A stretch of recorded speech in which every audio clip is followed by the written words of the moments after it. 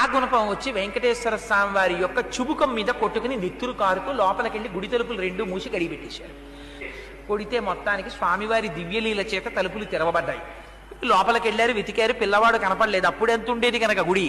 వెతికారు, వెతికి లోపలికి వెడితే వెంకటేశ్వర స్వామి వారి గడ్డం మీద పెద్ద దెబ్బ తగిలి నెత్తురు ఓడి ముద్ద కట్టి కనపడింది. చూసి అనంతాచార్యులు వారు వలవల వలవల ఏడ్చారు. స్వామి, నేను కొట్టానా? నా చేత్తో గుణపం పెట్టని పచ్చకర్పూరం తీసి అద్దారు రక్తధార లాగడానికి. అనంతాచార్యులు, నా భక్తుల చేతిలో దెబ్బలు తినడం కూడా నాకు సంతోషమేనయ్యా.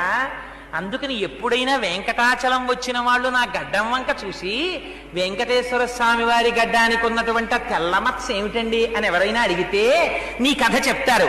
నీ కథ చెప్పిన నాడు నేను పరవశించిపోతాను, పొంగిపోతాను, మనసులో ఆనందపడిపోతాను. తన భక్తుల కోసం దెబ్బలు